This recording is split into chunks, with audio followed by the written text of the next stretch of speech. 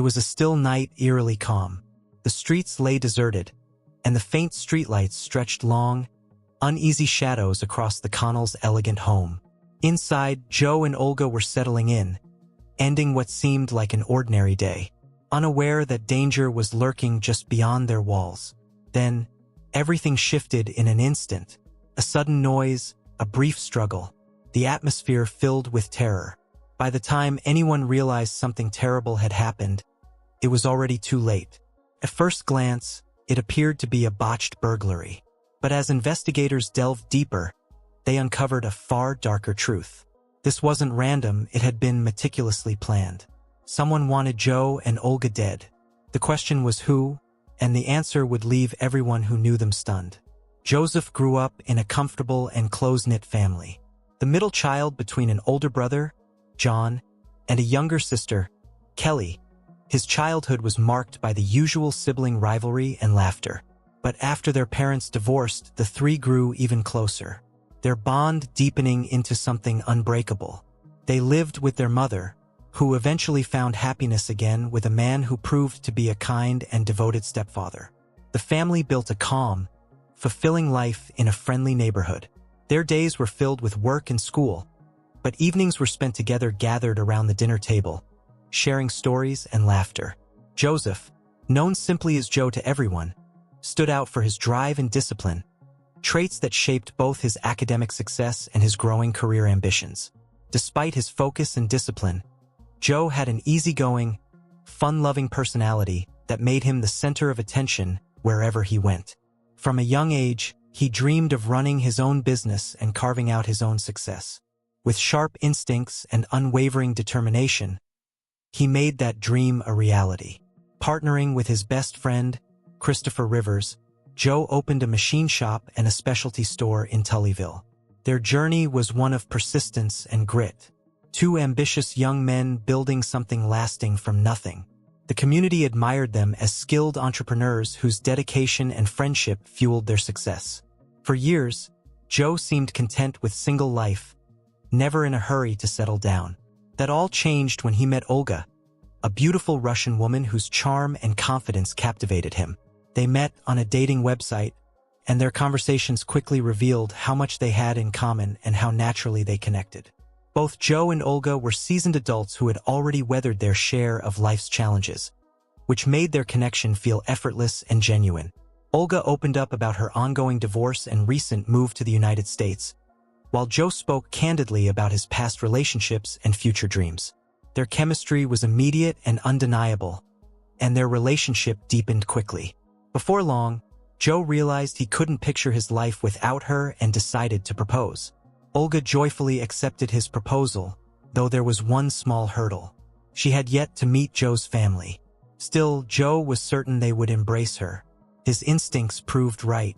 When his family finally met Olga, they were instantly taken by her elegance, poise, and warmth. Even those who had doubted whether Joe would ever settle down were charmed, amazed that someone had finally captured his fiercely independent heart. Their romance moved at lightning speed. Joe proudly introduced Olga to everyone he knew, never missing a chance to express how deeply he adored her. Yet beneath her soft-spoken exterior burned a fierce Siberian strength. Her determination, confidence, and unshakable spirit caught people off guard. She tackled every obstacle head-on, earning admiration from all who met her. Joe, completely captivated, threw himself into planning their wedding, driven by an inexplicable sense of urgency. Neither of them could have known how fleeting their time together would be. Some lives seemed to blaze too brightly, rushing toward their fate. When the investigation began, questions poured in. In the aftermath of the attack, police scrambled to reconstruct the night's events. Witnesses, neighbors, and bystanders were interviewed, but no one had actually seen the shooting. Many, however, reported hearing a series of gunshots followed by terrified screams, and people running for cover. Several witnesses recalled hearing raised male voices arguing moments before the gunfire erupted not far from the scene. Forensic investigators recovered multiple shell casings from two separate firearms, confirming that more than one shooter had taken part in the assault. The sheer number of bullets fired pointed to a calculated, cold-blooded ambush. survival would have been nearly impossible. It became evident that Joe and Olga had been targeted and that their killers had lain in wait for their return. Earlier that evening, the couple had been out celebrating a friend's birthday with Joe's relatives at a lively local bar. The night had been filled with laughter, dancing, and good spirits until they decided to head home around midnight. But just as they parked and began walking toward their front door, the attackers emerged from the shadows, striking with deadly precision. The investigation soon turned toward the victims' families, as detectives sat down with Joe's mother and stepfather in search of leads. They asked the usual questions. Did Joe or Olga have enemies, receive threats, or face any recent disputes? The couple was baffled. From what they knew, Joe and Olga lived peaceful, conflict-free lives. Yet the officers understood that success and happiness can often stir resentment, even when it goes unspoken. As the inquiry progressed, a surprising detail surfaced. Joe and his sister, Kelly, had a heated argument the night before his wedding. The cause being a treasured family heirloom, an ornate diamond ring valued at around $20,000. The dispute had driven a wedge between them, though those close to the family were adamant that Kelly would never have done anything violent. What deepened the mystery was that the ring was still on Olga's finger after the attack, leading detectives to question whether the earlier argument had ever truly been resolved. Adding to their suspicions, Kelly was one of the first people to appear at the crime scene that night. An odd detail, considering she lived in another neighborhood. Her sudden arrival so close to the event raised questions about timing and motive, and investigators couldn't dismiss the notion that lingering resentment might have played a part. As detectives dug into the ring's history, another layer of the story unfolded. Joe and Olga had planned to wed in the Virgin Islands, but there had been one notable snag in their preparations: the engagement ring. By family custom, the heirloom diamond was meant to be passed from mother to son before marriage. Yet, a decade earlier, the same ring had already been given to Kelly for her own wedding. Wanting to honor family tradition without sparking conflict, Joe quietly took the ring from his sister, replaced the diamonds with zirconium, and then returned it without her knowledge. He used the original stones to craft Olga's engagement ring, a clever but risky attempt to maintain peace while preserving custom. Unfortunately, the plan didn't stay secret for long. When Kelly discovered the switch, she was livid and confronted her brother. Joe brushed off her anger, insisting she was being dramatic and trying to spoil his big day. Deeply offended, Kelly refused to attend the wedding, claiming work kept her away. But she didn't stay silent. Instead, she sent Olga a veiled, sarcastic message hinting at the ring's true origin. That single act drove a wedge between the siblings, igniting a long and bitter feud marked by resentment, accusations, and unspoken hurt. Joe and Olga began their married life in the Virgin Islands, basking in the joy of their honeymoon, sailing on yachts, lounging on pristine beaches, and indulging in exquisite dinners. Financially, life couldn't have been better. Joe's business was booming, earning nearly $1 million a year. When they returned home, the couple treated themselves to a luxury Mercedes convertible worth $100,000. Yet Olga was far from content to simply enjoy the comforts of success. Intelligent, fluent in English, and well-versed in the stock market, she quickly became a driving force in Joe's growing enterprise. With her strategic insight, their client network expanded rapidly and business thrived even more. But just a week before the tragedy, something alarming happened. Their house was burglarized while both were busy at work. Jewelry and family heirlooms were taken, except, curiously, for one item. Olga had been wearing the notorious diamond ring that day, and it was the only valuable piece left untouched. When Joe and Olga returned home, they immediately sensed something was wrong. The house had been broken into. Police were called, but to everyone's surprise, there were no signs of forced entry or clear evidence left behind. With nothing stolen except valuables that seemed specifically chosen, detectives began to suspect an inside job, a theory that quickly placed Kelly in the spotlight.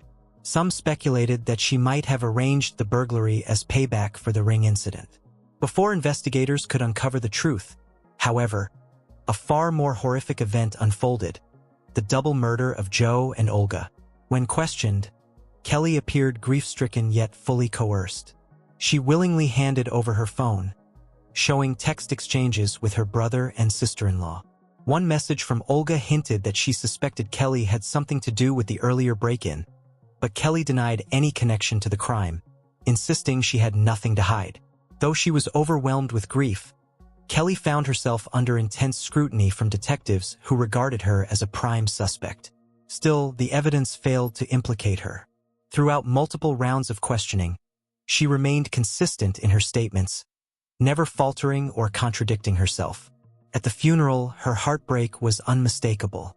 She had deeply loved her brother, and his death left a void she could hardly bear. As investigators broadened their search for answers, they began to explore alternative motives. Joe was a successful, well-known businessman, and Olga, a strikingly beautiful woman. Could envy or obsession have driven someone to commit such a crime? Was there an old grudge that had finally boiled over into violence? Those lines of inquiry quickly fell apart. Joe's past relationships had all ended peacefully, with no lingering resentment. The same was true for Olga, whose former partners had long since built new, content lives of their own. Olga had long since cut all contact with her ex-husband in Russia, making the notion of someone crossing continents for revenge highly unlikely. With that possibility dismissed, detectives pressed on in their search for potential enemies of the newlyweds, determined to uncover the truth behind the savage attack. Their investigation soon turned toward Kelly's husband, Garrett, a man known for his fierce loyalty and willingness to defend his wife at any cost. If Kelly had secretly resented her brother, could Garrett have acted on her behalf to avenge her? When brought in for questioning, Garrett appeared calm and compliant. He offered a solid alibi and steadfastly vouched for Kelly's innocence. Yet, during the interview, he made a pointed remark that raised new suspicions. He hinted that Joe's impressive financial success might not have been entirely legitimate. Garrett implied that Joe might have been entangled in criminal dealings, possibly connected to the sale of illegal substances. Detectives initially viewed his statement with doubt, but as their inquiry expanded, similar claims began surfacing from other sources. Confidential informants alleged that Joe had been running a covert operation selling steroids, quietly amassing substantial wealth. The trail of suspicion soon led investigators to Joe's close friend and longtime business partner, Christopher Rivers. Unlike others who were visibly distraught by Joe's death, Chris seemed largely unaffected. He maintained his regular work schedule, managing suppliers and clients with an unsettling composure. His detached demeanor didn't go unnoticed, prompting detectives to bring him in for questioning. When asked about his connection to the couple, Chris explained that he had been invited to the wedding festivities, but had been unable to attend because of work obligations. Chris's comments about Joe took a surprisingly harsh tone. He alleged that his longtime friend had grown increasingly corrupt over the years, losing his moral compass. Chris didn't stop there. He cast suspicion on Olga as well, claiming she wasn't as innocent as she appeared. According to him, she maintained connections to the Russian mafia and had married Joe to strengthen their foothold in the United States. If true, this could potentially explain the couple's remarkable financial prosperity. Still, detectives questioned whether Chris was speaking from knowledge or simply spreading malicious gossip. Determined to uncover the truth, they delved deeper into Joe's background. What they found was troubling. Long before meeting Olga, Joe had been arrested for illegal possession of firearms and had even served time behind bars. During his sentence, he made several new acquaintances, some with undeniable ties to the criminal underworld. As investigators followed this lead, a notorious drug dealer named Harry Cook came forward with a shocking revelation.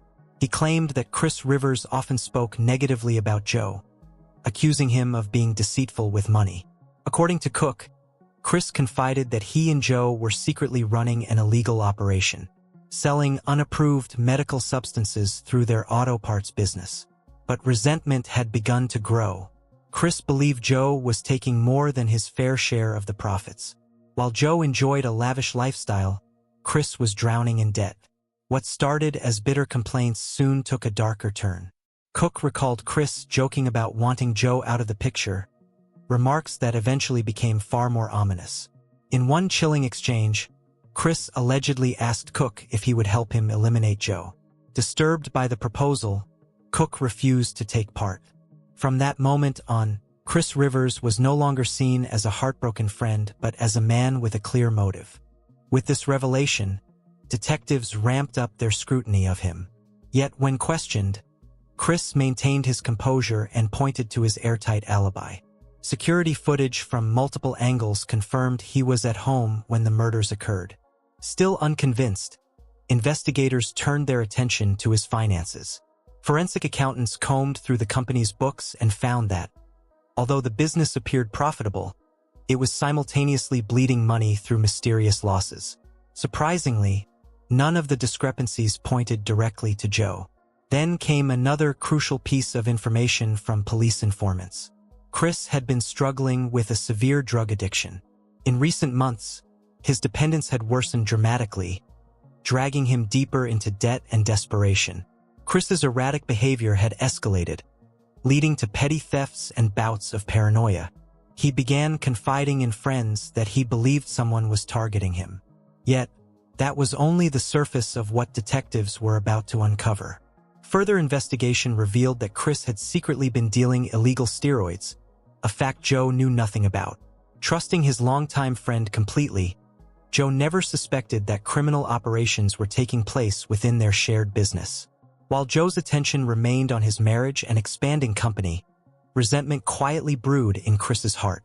When detectives analyzed his phone records from the night of September 23rd, they made a chilling discovery. Although security footage confirmed he was home, his phone activity told a different story. The device had been used continuously throughout the night, making and receiving several calls, most of which were later deleted. Forensic experts eventually succeeded in retrieving the deleted phone data, which unveiled a shocking link. Most of the calls traced back to a man named Joshua, a former FBI informant. When interrogated, Joshua confirmed his frequent communication with Chris, but what he revealed next was far more disturbing. Chris had allegedly offered him $65,000 to have Joe killed, a proposal Joshua found too lucrative to reject. However, Joshua had no intention of carrying out the crime himself. Instead, he outsourced the task to two hired gunmen, Dominic Benson and Aaron Thompson, paying them a $5,000 advance from the money Chris had provided. Gradually, the full horror of the plot came into focus. Joe and Olga's murders were neither random nor the result of family tensions. They were the outcome of a calculated betrayal orchestrated by someone they had trusted implicitly. At first, investigators believed Chris had orchestrated the murders out of resentment and greed, wanting full control of the business. But the deeper truth was far darker. Years before Olga came into Joe's life, the two business partners had taken out a life insurance policy meant to protect their company in the event of one partner's death. The surviving partner would receive a large payout, enough to cover their debts and the mortgage on the auto shop. However, Joe's marriage to Olga changed everything. By law, the insurance payout would now go to his wife, cutting Chris out entirely. Driven by desperation and greed, Chris conceived a brutal plan to eliminate both Joe and Olga so he could claim the money for himself. His paranoia grew uncontrollable. On the night of the murders, investigators uncovered several encrypted calls between Chris and the hired assassins, revealing his mounting panic as the deadly plan unfolded. The surveillance footage that once served as Chris's alibi soon became his downfall. His jittery behavior, constant glances at his phone, and visible anxiety all pointed toward his direct involvement. As the investigation closed in, detectives located Joshua, who surrendered without resistance. Eager to lessen his sentence, he turned on Chris, revealing every detail of their deadly plot. As authorities dug deeper, an even darker truth surfaced. Chris hadn't just orchestrated the murders, he had also schemed to frame Kelly. The earlier burglary at Joe and Olga's home had been carried out by Joshua under Chris's instructions, with the stolen target being the diamond heirloom ring. By making it appear as though Kelly had taken the ring in revenge, Chris aimed to divert suspicion toward Joe's sister while he quietly positioned himself to collect the lucrative insurance payout. But Chris's greed ultimately led to his undoing. His elaborate scheme unraveled, and the full extent of his betrayal came to light. In 2014, Christopher Rivers was formally indicted on multiple charges, including 2 counts of first-degree murder, 2 counts of possession of a firearm during the commission of a felony, conspiracy to commit murder, and solicitation of murder. His co-conspirators faced separate trials but were convicted around the same period. Aaron Thompson, the gunman who carried out the killings, was sentenced to 2 life terms plus 45 years. Dominic Benson, who had backed out at the final moment, was convicted of conspiracy and aiding criminals, receiving a 5-year sentence. Joshua, the intermediary who arranged the contract killing, cooperated with law enforcement in exchange for a reduced sentence. As a result, Joshua received a 5-year sentence for conspiracy to commit murder.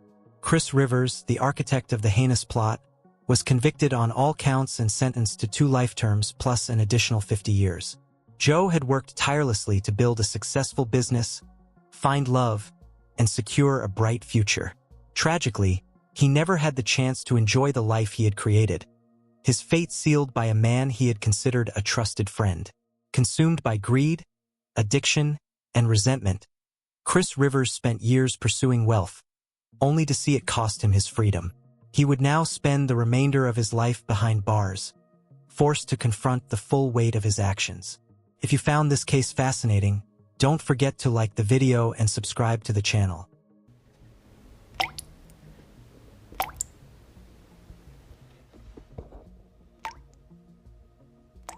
Now we delve into the horrifying case of Holly Bramley, a young woman whose life was taken in the most brutal way imaginable.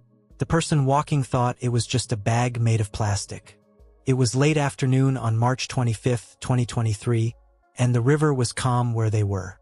It was the kind of early spring day where the wind still felt cold. He froze as he bent down to push the package out from between the weeds. It was floating in the bag among the bushes and mud. It was something that would make them need therapy.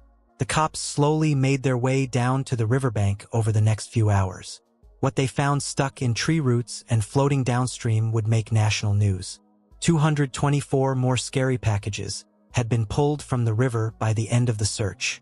These boxes made up a woman named Holly Bramley, who was 26 years old. She left behind her husband Nicholas Metzen, her family, and her friends.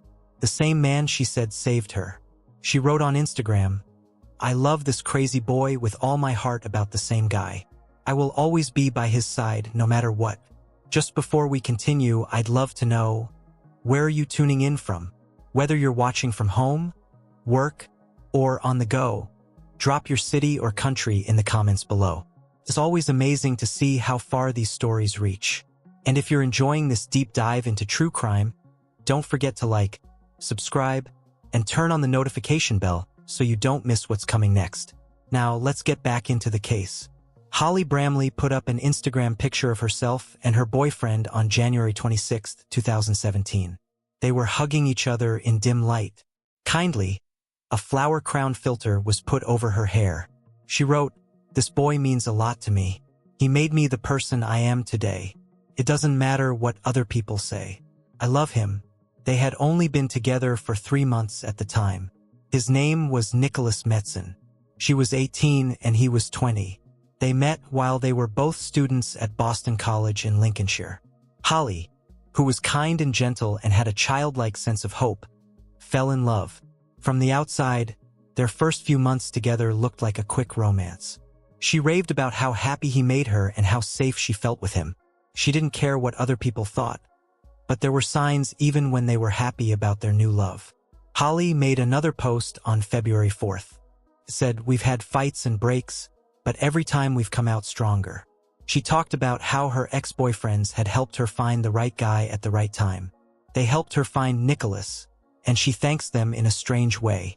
"I'm in a better position to start my new life," she said. "I see now that he wasn't a real friend.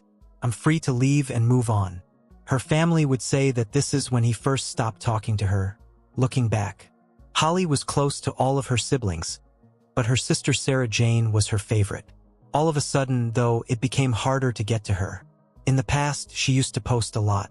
The girl who liked to sing, laugh, and cuddle with her pets was slowly going away. Her phone calls were no longer being returned.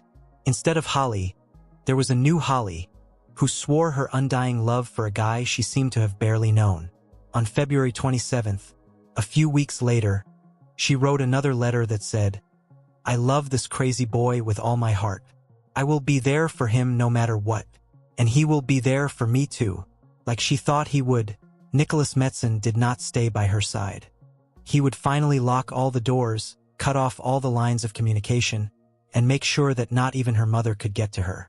Holly's connection with Nicholas looked intense from the outside, but it could also be seen as normal. When they were younger, they did fight, but it looks like they also made up. But behind the scenes, things were already changing, and it looked like they were changing quickly. Holly's family says they were the first to notice.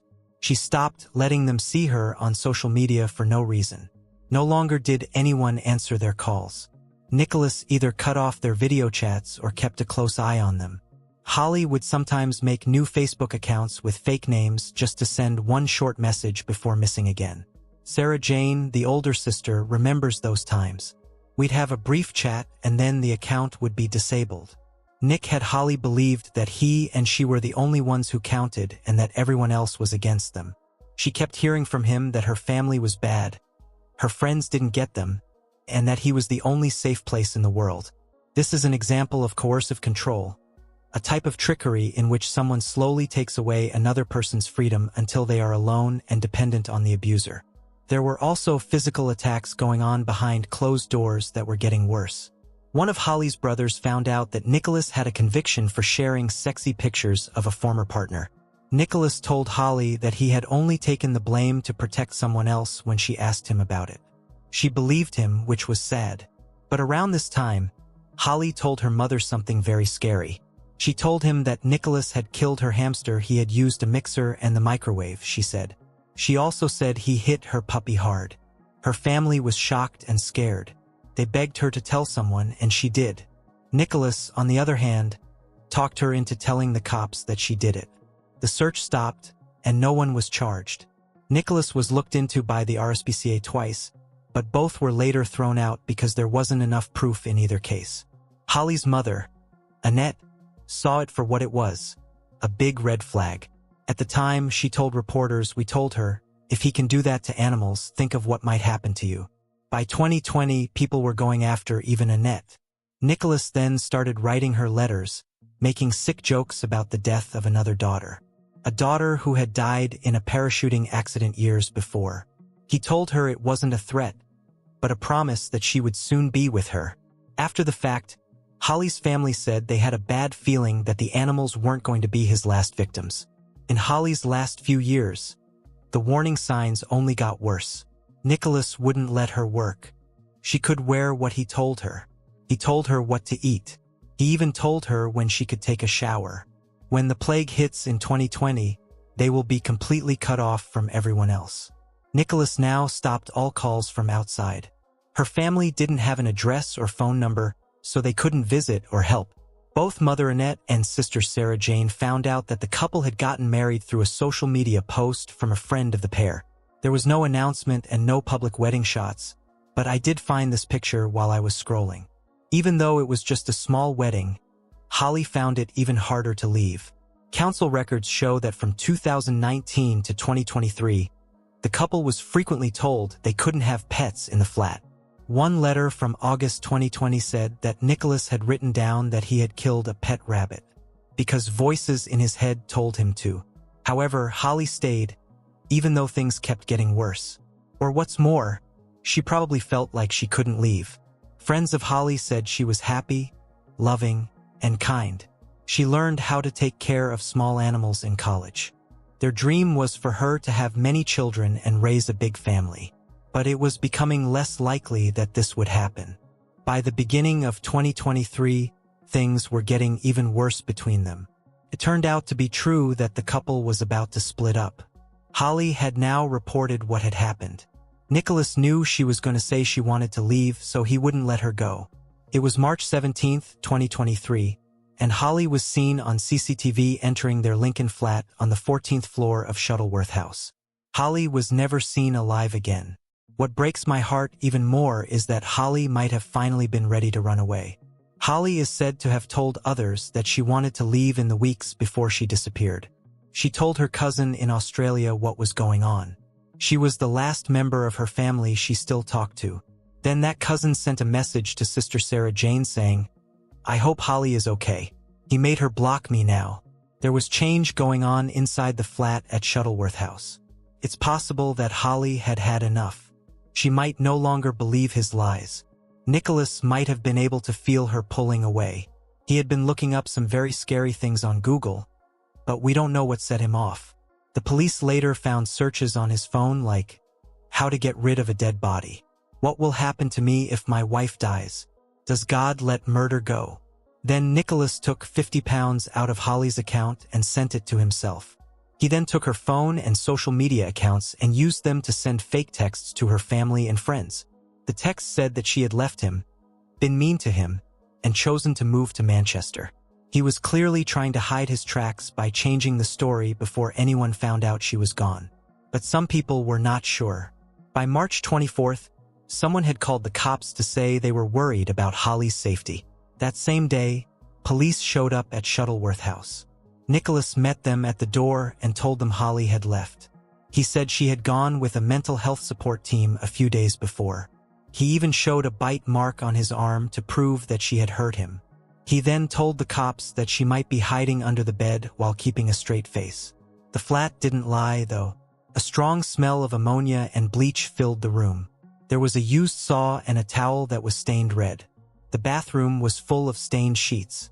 There was a dark mark on the bedroom floor that was full of blood. Turned out to be full of Holly's DNA after all.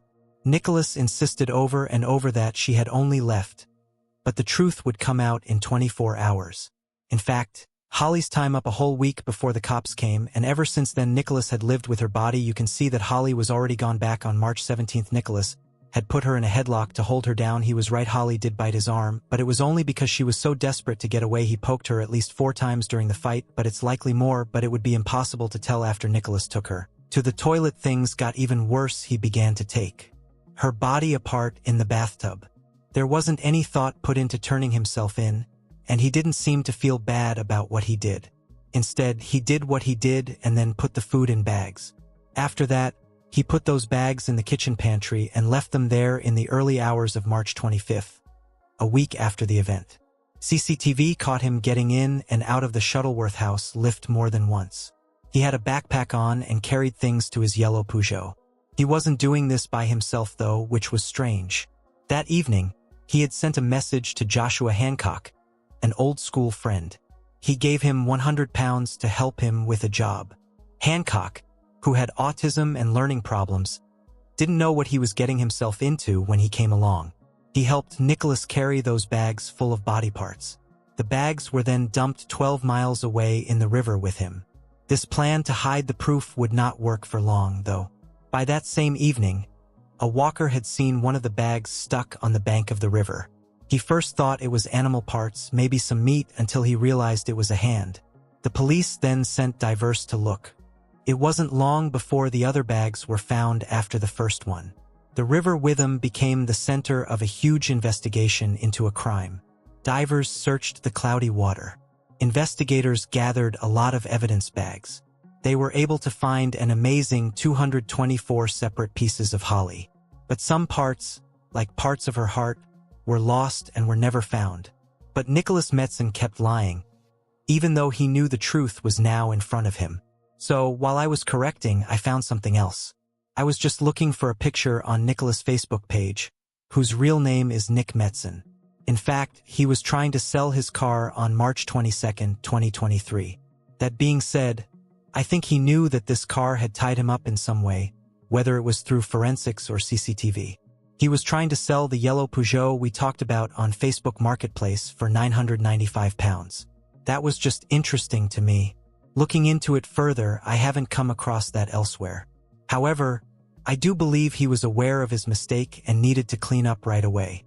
He went on to say that Holly had left on March 19th and that she had bitten him, showing the mark on his arm. He said she was insecure, used him, and was mean to him. But what was found in the flat told a very different story. A lot of bleach and cleaning tools were found by the police. They found attempts to change the decor.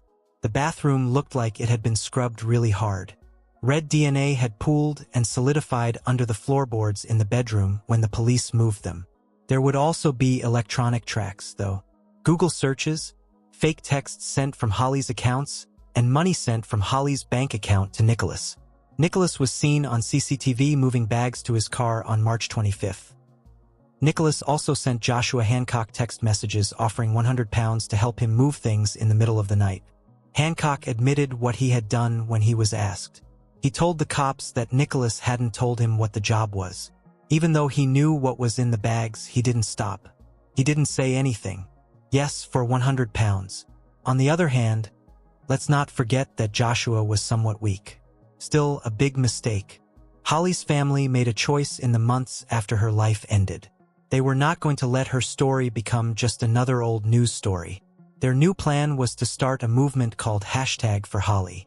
This was done with the help of the Lincolnshire DV Specialist Team and the Lincolnshire Police. A program called Red Flags was held for 6 weeks and focused on things like being alone, being controlled, and animal abuse. They gave each other letters, a poem by Holly's mother, and information about how to help victims who are still dying in quiet. They also started to push for Holly's Law, which was a public register idea. They thought that her death could have been avoided if the animal-related red flags had been caught. Their message was clear. Holly's life was worth more than what he took from her if it saved one woman, one mother, or one daughter. Annette, Holly's mother, looked right at the man who killed her daughter in court. She told him that he had made her whole family suffer for the rest of their lives. "You didn't just steal Holly's life in March 2023, said her big sister Sarah Jane. You took her from us years ago." The person who helped move Holly's body, Joshua Hancock, was jailed for 3 years and 3 months and was told not to hurt anyone else. Some of Holly's body parts will never be found again, and her suffering will never be undone by any punishment. People will remember Holly not only as a victim but also as the lively young woman who loved animals, adored her brothers, and longed to be a mother. Her family is still working to get Holly's Law passed, so much more than what he gave her. She earned, her mother said. She was a person before she was a victim. Nicholas Metzen was given a life sentence in jail of at least 19 years and 316 days. There was never a good reason given for what he did. If this story shocked you, be sure to like, subscribe, and let us know your thoughts below. We cover real cases that need to be remembered. Until next time, take care and stay aware.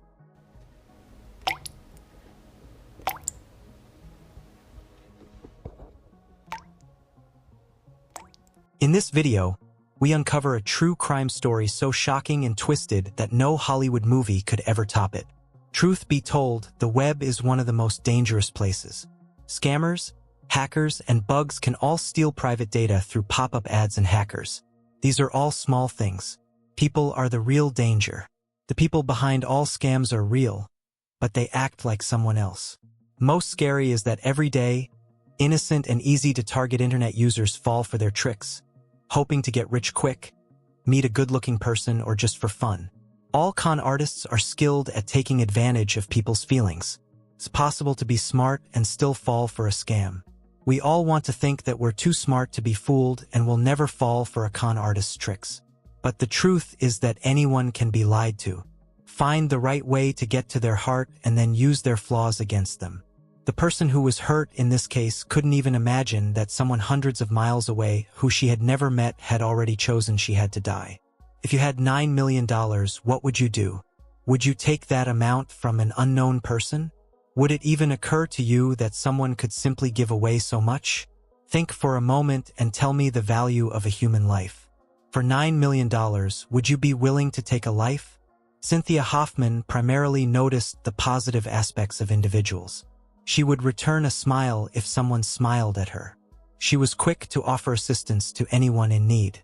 She was always friendly, trustworthy, and eager to be a part of something greater.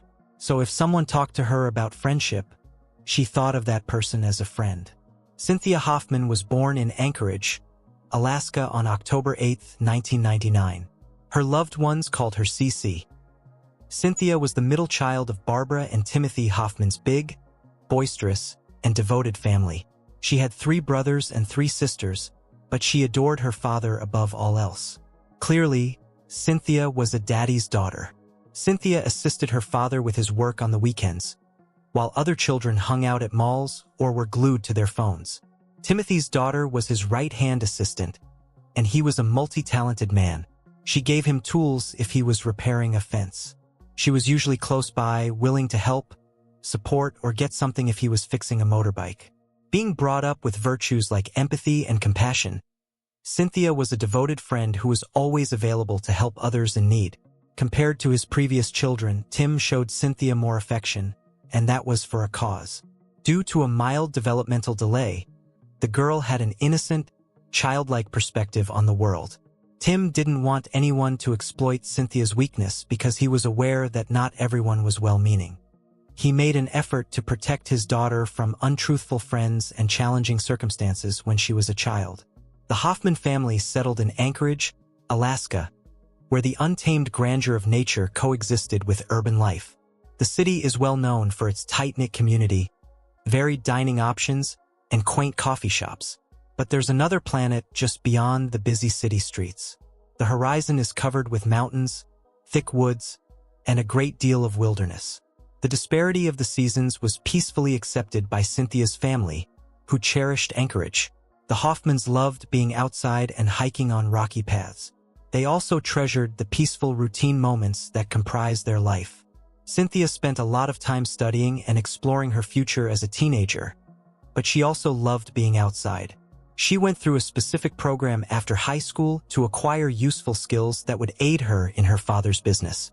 Cynthia, on the other hand, was immensely proud of herself after finding a job at a nearby restaurant quite fast because she craved independence. She loved making a life on her own and getting to know new people. The girl made an effort to be self-sufficient, but her father continued to be her primary provider. He made sure his daughter felt appreciated, valued, and safe in every way. His protective instincts were heightened by Cynthia's developmental delay. Timothy supported his daughter's ambition to reach her full potential while simultaneously trying to protect her from the harsh realities of the outside world. Cynthia, in turn, looked to her father as a personal friend and mentor. She messaged him frequently just to let him know what was going on in her life and to express her thoughts and feelings. Tim would always listen. She knew Cynthia's greatest desire was for her father to be pleased with her. In everything she did, her will to succeed was evident. Cynthia loved her relationship with her father, but she truly desired something more. She desired to engage more with her contemporaries and make friends outside of her family. She yearned for acceptance, friendship, and a feeling of community. Just like other teenagers, her childhood wish of having a best friend was eventually fulfilled one day. High school was where it all began. At a shopping center, 2 adolescent girls happened to meet. Their common interests, sense of humor, and attitude on life led to their rapid bonding. Hoffman and Denali Bramer went to the same high school. Cynthia felt happy and confident that she could now confide in someone other than her father because of her friendship with a peer. Denali, who was born Denali Dakota Sky Bramer, had a rough upbringing. Tragedy was the beginning of her aware life. Her original mother Nicole House gave birth to twins Karan and Gabrielle when she was just 2 years old. The babies cried all the time, and one of the twins died as a result of an act that their mother's new partner did in a fit of wrath. He seized the girls, slammed them together, and flung them onto a bed. Corey and somehow survived while Gabrielle collapsed awkwardly on the ground. It was all in front of Denali. Bramer's later life was influenced by this unfortunate incident. Nicole, her mother, lost custody as a result, and the girl was taken in by another family. Denali, who was raised by her adoptive parents, understood what it was like to feel different and alienated. The 2 teenagers may have genuinely understood one another because of this. They presented themselves as 2 inseparable girls who did everything together on social media. Together they danced, laughed, and commemorated significant occasions. Best friends forever is written in the captions of their pictures. Yet what people share online is rarely accurate. The girls disagreed, as do most friends. Common adolescent arguments, primarily involving boys, Denali and Cynthia frequently competed with one another since they each desired love and attention from the other. The girls often fell in love with the same men. It was the usual drama of high school. They quickly resolved their differences and resumed their shared laughter and enjoyment. Online, Denali frequently used pseudonyms. She liked to pretend to be different people. She seemed to be able to escape her past thanks to this. She was given the name Denali Dakota Skybramer following her adoption. When she was a teenager, Cynthia's father, Tim, preferred to call her Angel. Bramer spent a lot of time with Cynthia and was a regular visitor to the Hoffman residence. Together, they worked on school projects or watched films. Given that his daughter regarded Denali as her best friend, Tim recognized the significance of their bond. However, Cynthia wasn't always treated like a friend by Denali. She actually frequently stopped her, made fun of her speech patterns, and once made fun of her outright. Cynthia didn't appear to notice, or maybe she didn't want to. Furthermore, she swiftly changed the subject and smoothed over the painful times by saying something kind to Cynthia each time Denali made her feel uneasy. All Hoffman wanted was to maintain the friendship, so she held on to those comments. Denali was aware of this. She had excellent people skills and knew how to achieve what she wanted. The girl had learned to overcome obstacles and defend herself from an early age. Timothy Hoffman secretly dreaded this friendship because he knew his trusting, weak daughter would be easily duped, misled, or mistreated. Ever since Cynthia was born, this had been his worst dread. Cynthia was 19 years old in 2019. She was at the developmental stage of a 7th grader. In retrospect, it's easy to say that Denali's lack of concern for Cynthia's welfare was evident in numerous ways. She forced Hoffman to repeatedly ask for her approval. She vowed to be friends forever one day, and the next she could pretend Cynthia didn't exist by ignoring calls and texts. Denali was in control of this game. She chose when she would feel like an outsider and when her companion would feel needed. Cynthia tried everything she could to win Bramer's favor, without even realizing she was being manipulated. She would stop at nothing to please Denali. Then, however, something altered. Bramer began to behave differently. The girl was glued to her phone all the time, laughing over something, but she never told Cynthia why she was feeling so happy.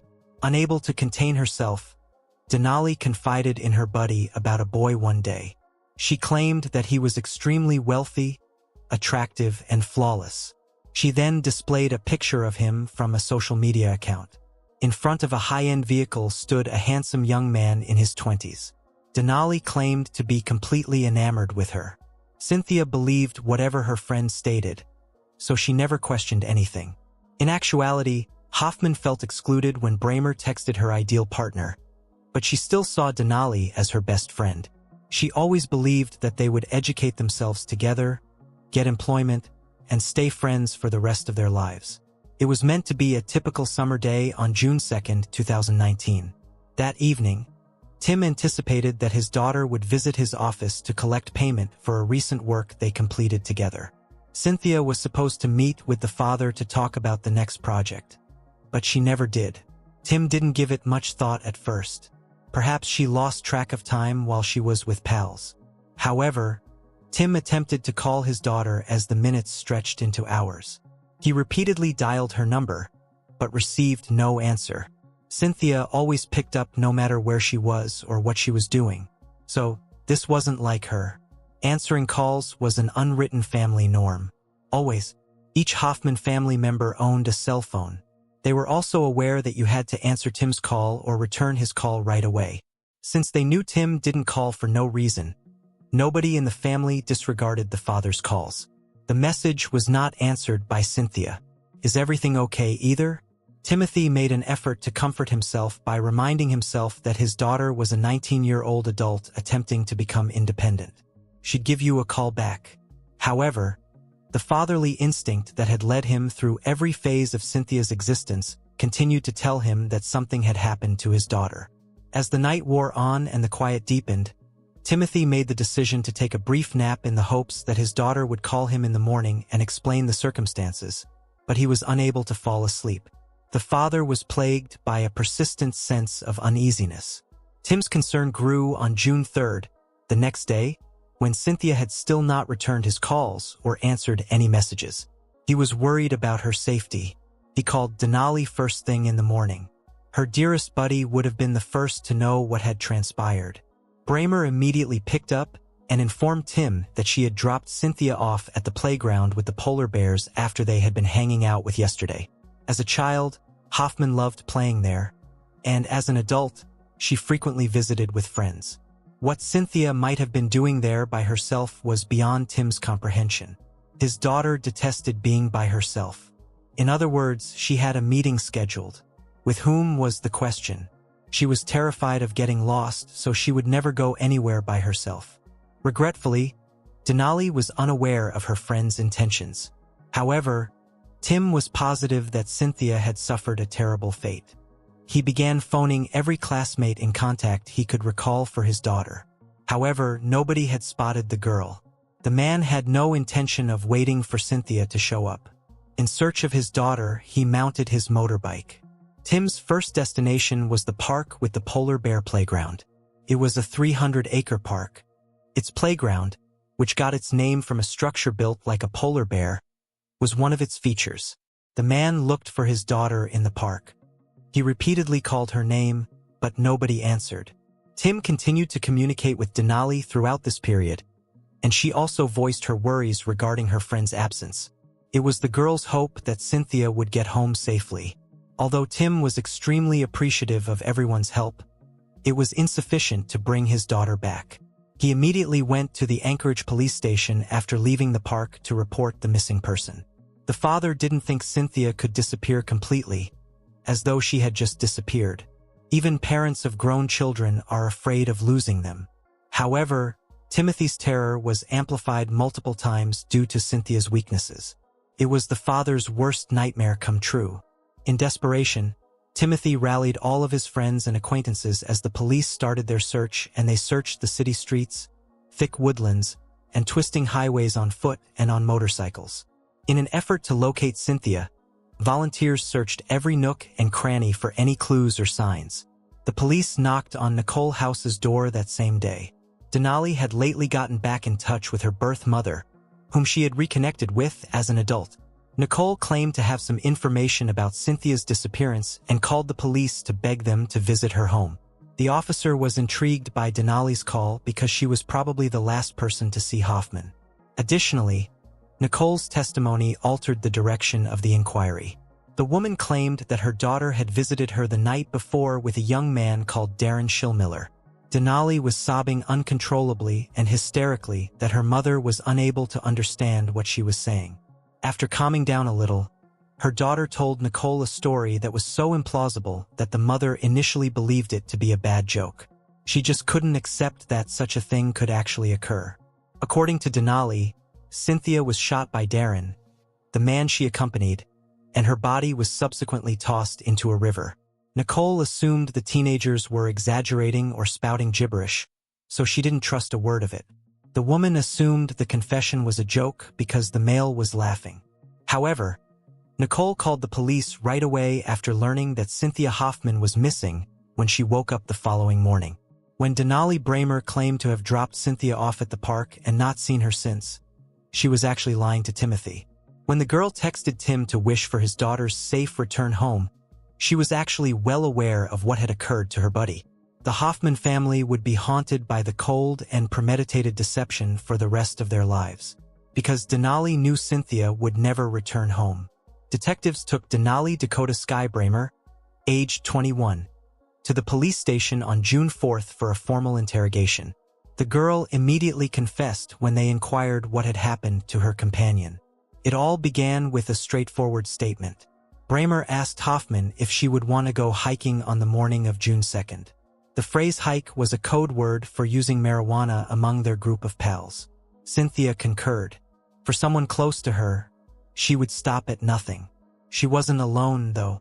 When Denali picked her up in her vehicle, Bramer had taken her 16-year-old friend Caden Mintosh with her. The youths were in a good mood and had already smoked marijuana. Cynthia joined in on the jovial laughs as well. Everything was all right as the vehicle traveled through the breathtaking scenery of Alaska. The companions, however, made the decision to pause in a parking lot next to Thunderbird Falls, which is situated in Alaska's Chugach State Park and is roughly a half-hour's drive from Anchorage. The breathtaking 60m Thunderbird waterfall is encircled by thick vegetation.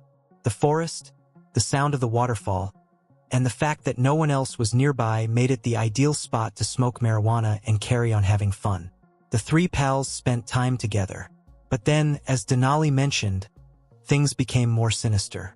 Bramer blamed the following incidents on ineptitude and the fact that everyone was intoxicated.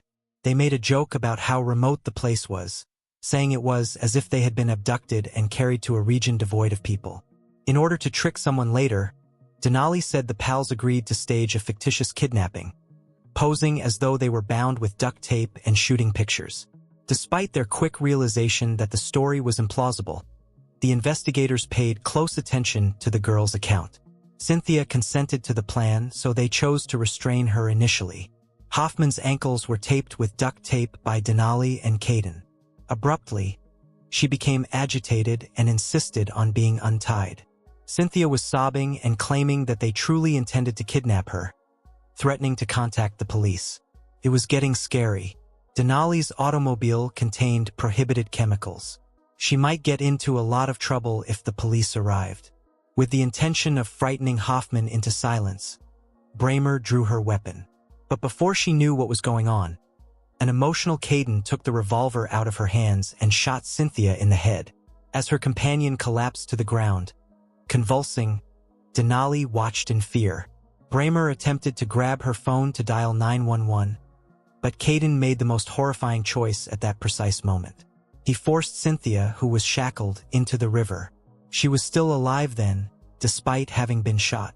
Rather than dialing 911, Denali and Caden went back to the parking lot, climbed into their cars, and drove off. The friend later texted Cynthia's father to wish for his daughter's safe return home. She did this in an effort to hide her identity and deflect attention away from Caden and herself. The youths then proceeded to another park. Cynthia's cell phone, pocketbook, clothing, identification, and the weapon used in the assault were all set on fire there. They honestly thought that by destroying these things, they would be able to escape punishment.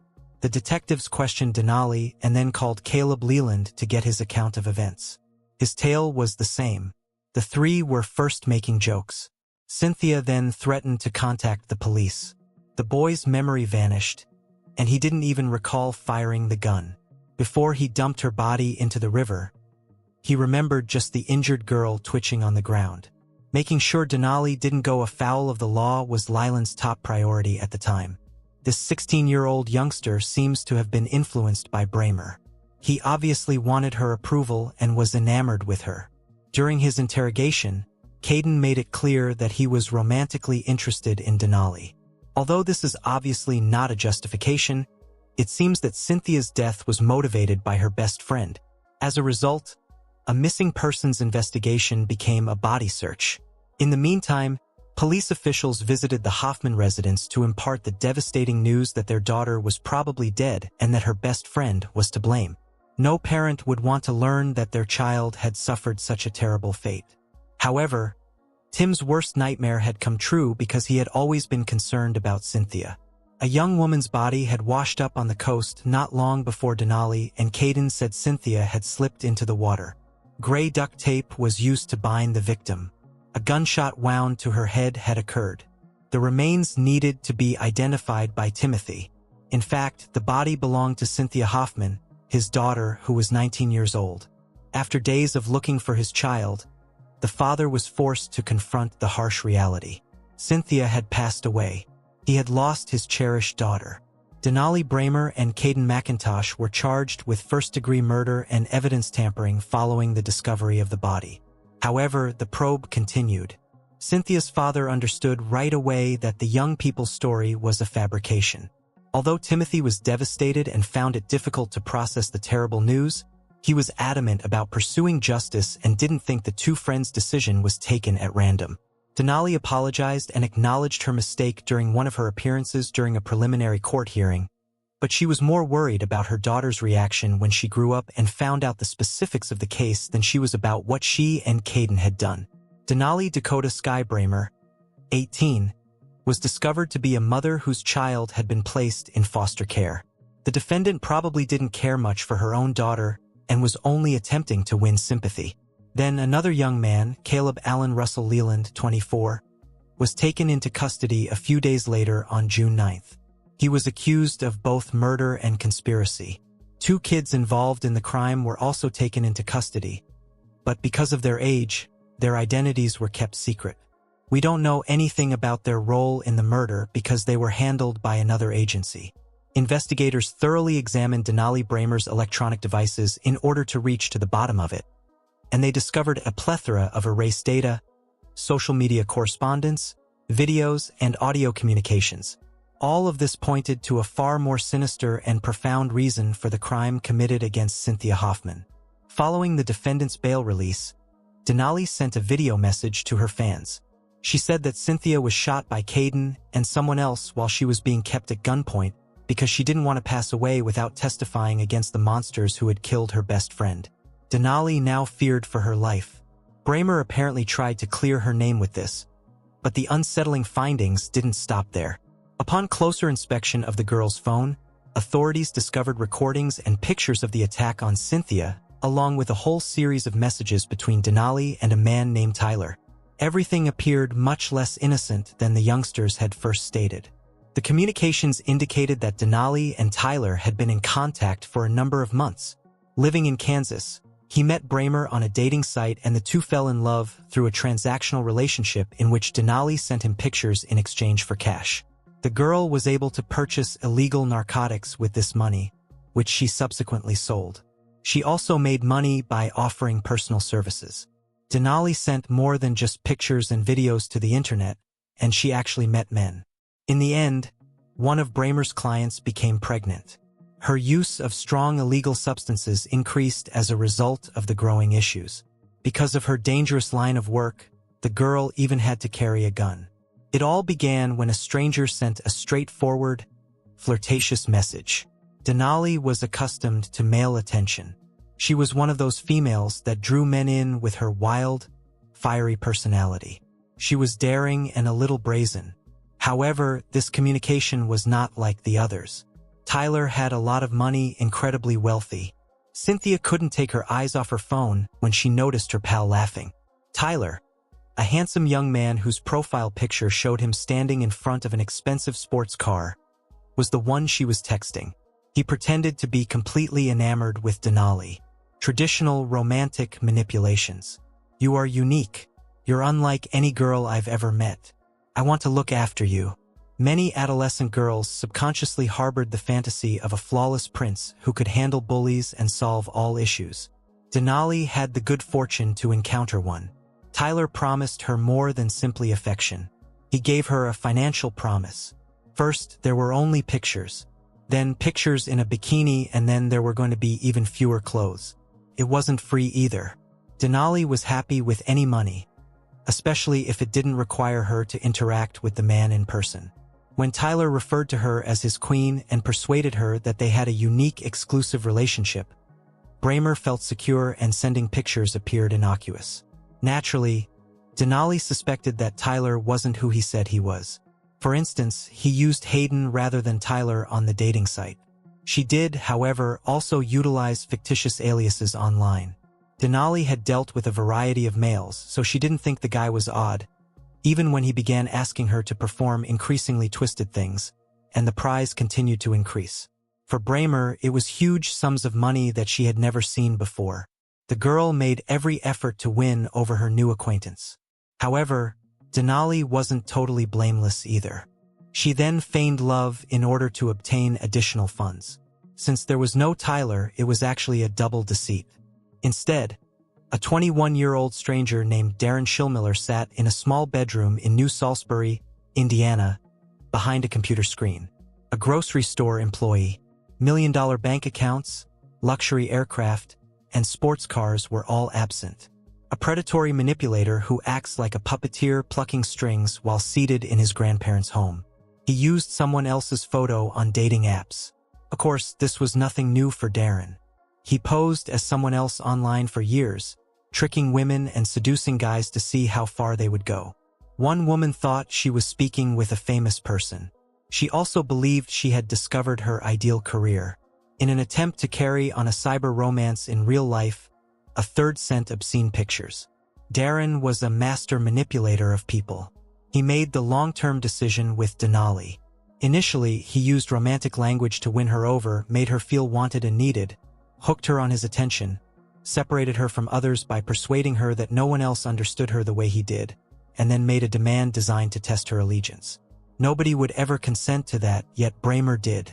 Darren wasn't merely making unreasonable demands or extorting money. He wanted blood this time. Denali had already become too involved in this fraud. She had been duped by a ghost. She was pushed to cross a line by the man's increasing offers of money for more explicit content. The requirement that she document the instances in which she physically restrained or even fought someone in order to impress him was among the most unsettling.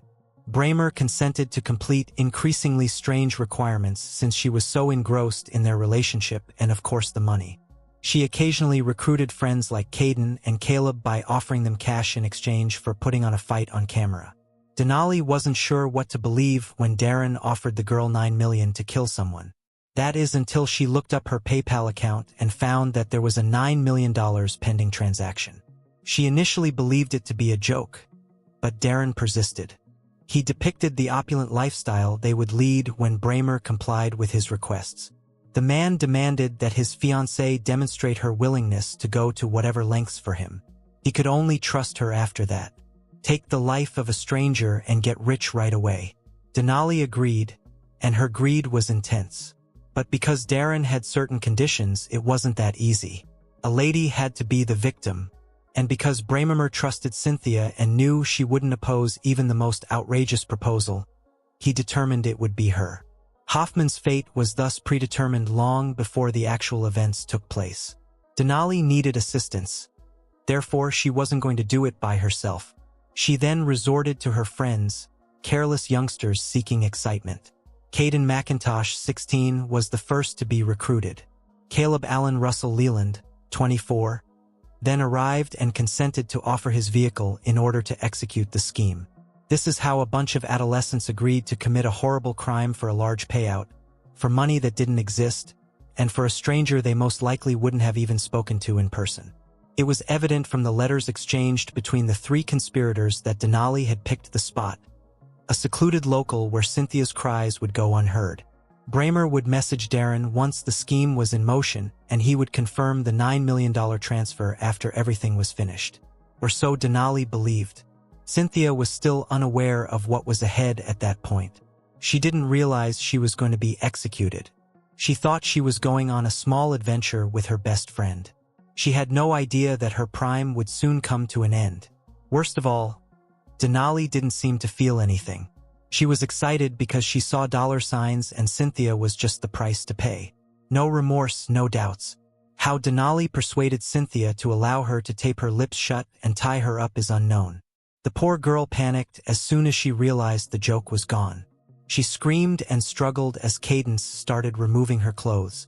Everything was captured on her phone by her best friend, who then emailed the pictures to her online boyfriend. After it was finished, the adolescents picked up the strewn-about objects from the floor, went back to the car, and drove away to get rid of the evidence.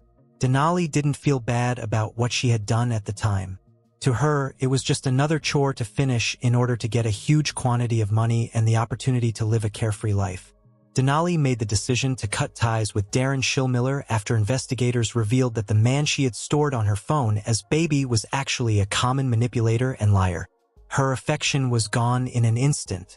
He had deceived her into committing a violent crime, and now he was a monster. Darren Schillmiller was arrested on June 19, 2019. Although his name wasn't in the news for a long time, there were indications that this individual was dangerous even before he planned the murder from behind a computer screen in another state. Dirty nappies aroused him more than anything else. Darren sent messages to young mothers in a 600-person tiny hamlet requesting pictures of their kids. A young woman named Cheyenne met a man named Austin on a dating app about a year prior to Cynthia's murder. He appeared to be normal at first. It was a light, flirtatious, and light-hearted discussion until one day Austin requested his new friend to do him an odd favor to film her changing her kids' nappies. Cheyenne removed the user's account and blocked her since she was so shocked. The woman became extremely frightened upon discovering that Austin resided in her hometown in Indiana. Eventually, she summoned up the confidence to approach this man. It found out that Darren Schillmiller, a former classmate, was the person behind the name Austin. Cheyenne shared her experience with other women on social media. Darren sent her a message expressing regret and vowing never to request something like again when she attempted to draw attention to the problem. To get his classmate to remove the compromising post, the guy tricked her. Soon after, another dashing young man, this time going by the name Dylan, appears on the dating site. Darren contacted a possible victim under a false alias once more. Brittany, another woman, has known Darren for years. In high school, they even had a brief romantic relationship. Immediately following their breakup, Brittany forgot about the man, who was quiet, awkward, and harsh. Darren abruptly reappeared in her life in February 2019 by sending a message from his actual social media account. It appeared to be innocuous. The former classmates engaged in some conversation before Darren claimed to have a personal issue and a desire to get rid of his fetish. Everything was good. He requested that she email him a video of herself changing a baby's nappy in order to accomplish this.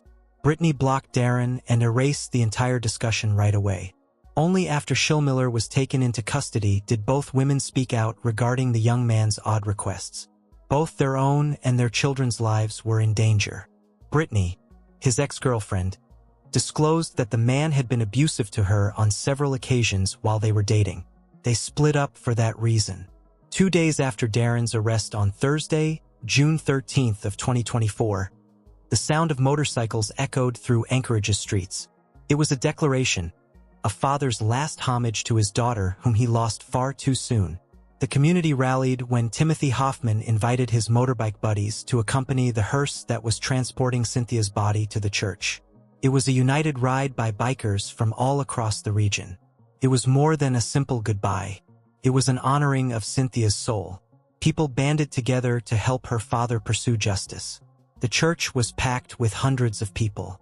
However, Timothy didn't want their friendship to be solely focused on sadness and loss.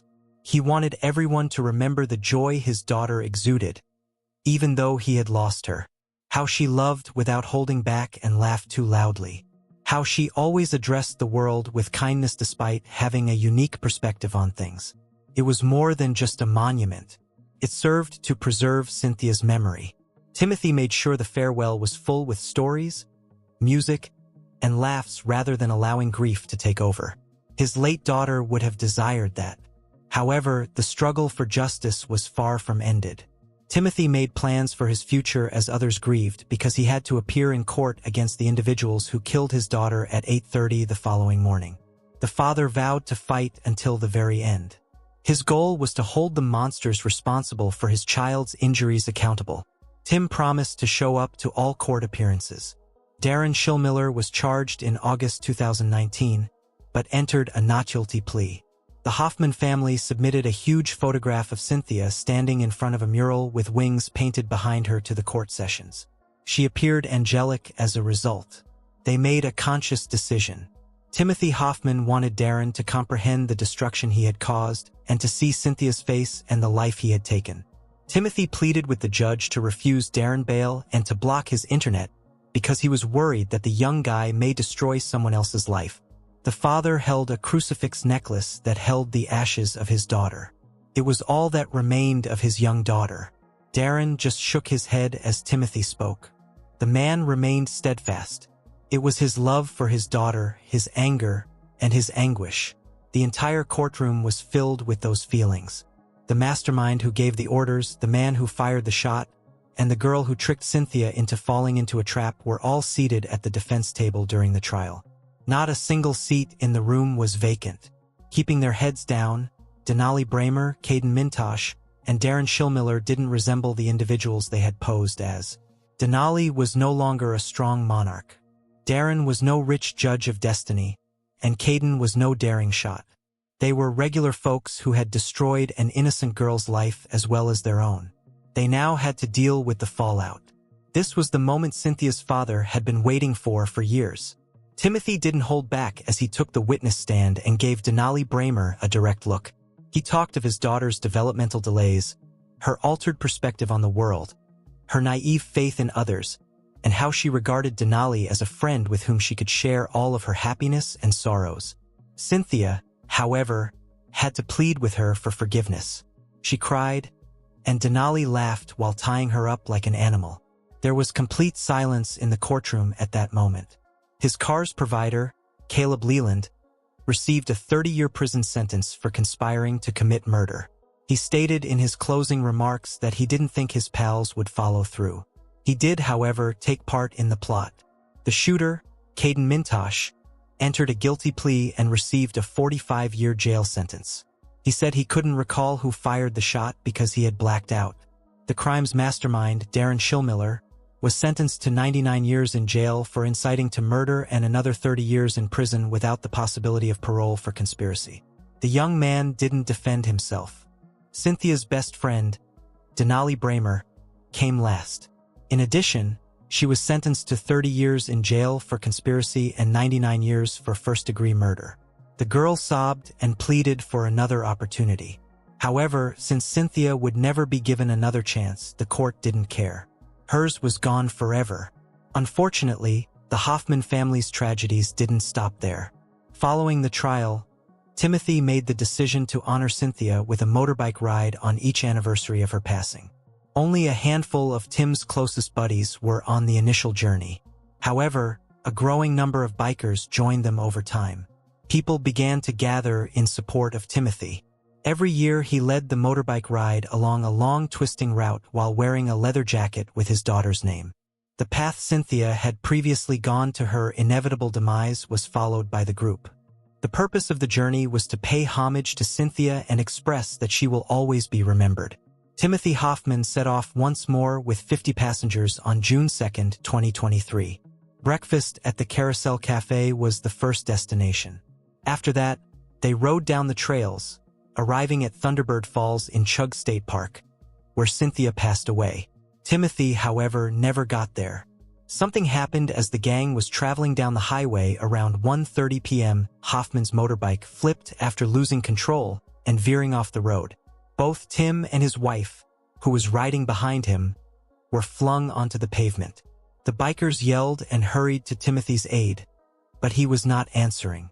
Regretfully, the man did not survive, despite the fact that medical personnel hurried him to the hospital. Tim's wife had multiple surgeries after suffering a shattered skull and spine. Timothy struggled for 4 years to accept Cynthia's terrible destiny.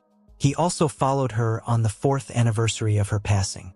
Tim only ever wants justice for their daughter, according to Cynthia's mother, and now they're back together. There is more to Cynthia's story than just sadness. Additionally, it serves as a reminder and caution that using the internet might be risky. Social media should unite people and be used for communication. Other Darren Schillmillers, however, are out there searching for unsuspecting victims. You can't be sure of someone's identity or authenticity when chatting with them online. Ultimately, a thug in a dim alley did not hurt Cynthia. Someone she trusted and loved took her life, and a stranger's words and pledges to her pal are to blame. Always be skeptical of everything you read and see on the internet. It's not true that everyone you call a friend is one. If something doesn't feel right, follow your gut. Thank you for watching and for being part of this true crime community. Your support means everything. Every like, comment, and share helps us continue to grow and bring more awareness to the world around us. Together, we're building a space where truth, justice, and curiosity come together to uncover the realities many choose to ignore. If you haven't already, make sure to subscribe, tap the bell icon, and turn on all notifications so you never miss our latest uploads. Don't forget to like this video, share it with others, and comment below to let us know your thoughts or what kind of cases you'd like to see next. Your voice helps shape the content we create and keeps this community active and engaged. Until next time, stay safe, stay alert, and always trust your instincts. Evil doesn't always wear a mask. Sometimes it hides behind a friendly smile. Keep your eyes open. Protect your peace and remember awareness is your strongest defense.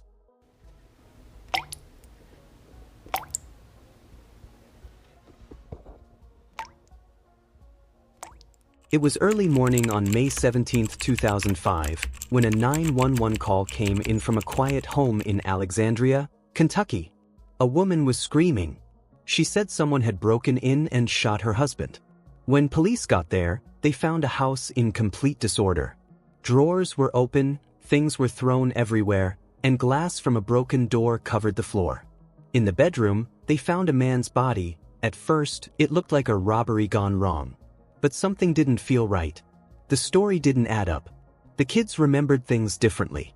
And then, police found something hidden deep inside the washing machine that changed everything. Robert Bob Bosley was born on August 2, 1962 in the quiet town of Alexandria, nestled in Campbell County, Kentucky. Raised in a religious, close-knit family alongside his siblings, Deborah, Henry Jr., and James, Bob showed signs early on of a sharp mind and ambitious spirit. While much of his early life remains undocumented, what is known is that even before reaching adulthood, Bob had already begun charting his own course. He had a vision to become wealthy and run his own business. Starting from the ground up, Bob offered chimney cleaning and small-scale roof repairs. With long days, modest pricing, and an impeccable work ethic, he slowly built a reputation as a dependable and friendly worker. His solo effort paid off. Over time, Bob transformed his one-man service into a thriving enterprise, Bosley Roofing and Chimney Sweep of Alexandria. Under his watchful eye, the company became known for quality, efficiency, and reliability, earning both loyal clients and impressive profits. With money pouring in, Bob set his sights even higher. He began acquiring rental properties, eventually owning around 20. These investments amplified his income, positioning him as one of the area's most successful businessmen. Wealth soon translated into lifestyle. Bob embraced luxury, sports cars, horses, an airplane, a sizable boat, and an arsenal of expensive firearms. His boat, often seen cruising Lake Cumberland, became infamous for its wild adult-only parties filled with alcohol, music, and scantily clad guests. It was at one of his favorite local restaurants where Bob met 18-year-old Amy Pave. Amy, also from Alexandria, came from humble beginnings. Born in 1969 into a working-class family, her life was shaped by financial limitations and a household affected by her father's struggle with alcohol. Still, Amy was determined to break the cycle. After graduating high school with top honors in 1986, she pursued business studies at a local community college connected to Northern Kentucky University. To fund her education, she worked as a waitress, where she crossed paths with Bob. He was older, wealthy, and charismatic. At first reserved, Amy soon found herself drawn into his world. She began attending his notorious lake parties, gradually becoming a regular fixture in his inner circle. But Amy didn't remain just another guest. She captured Bob's heart. Their relationship grew serious, and after 4 years together, the two were married. For Amy, it was the ultimate transformation. She had gone from modest roots to marrying one of the most sought-after bachelors in the region. Soon, the couple started a family. Their daughter Morgan was born in 1996, followed by a son, Trevor, 3 years later. Amy, once the carefree partygoer, shifted into the role of devoted mother. Her wild nights on the lake were replaced with school functions and parenting. Bob continued to expand his business and investments, but one area frustrated him: administration.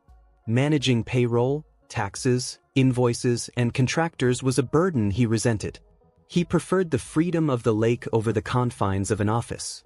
Weekends often saw him vanishing aboard his boat, sometimes for days, refusing to disclose his whereabouts. Friends later recalled that Bob had begun drifting away from his family, drawn back into a life of indulgence and secrecy. Some sources even claimed that he and Amy had an open relationship. Regardless of the truth, Bob eventually decided to merge his personal and professional life more closely. Since Amy had studied business administration, he asked her to take over the company's financial and administrative responsibilities. At first, Amy seemed hesitant, but eventually she agreed. From then on, she managed the company's books, payroll, and tax obligations. The business was booming, and the Bosleys appeared to be thriving. They lived in a rustic log cabin nestled in the woods south of Alexandria, a temporary residence while their dream home was being built nearby. A sprawling estate with 14 acres of land, complete with stained glass windows, a stone tower, and even Gothic gargoyles. To the outside world, the Bosleys embodied the American dream.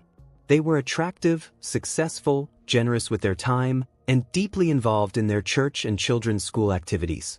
Bob often donated services to low-income families, and his name was respected throughout the community. But like many fairy tales, their story had a dark side.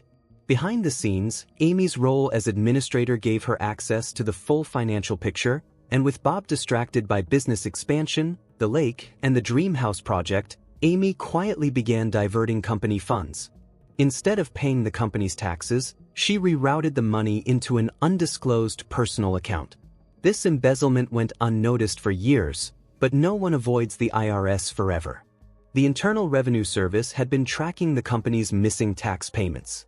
They issued repeated letters, made calls, and even attempted to set up meetings. But Bob never received any of these warnings. That's because Amy had arranged for all IRS correspondence to be delivered to a private mailbox only she could access. She was well aware the government was closing in, but perhaps she believed she could keep stalling indefinitely. Everything changed on the morning of Tuesday, May 17, 2005, just days before the couple's 15th wedding anniversary. Around 5 a.m., a frantic 911 call came in from Amy Bosley.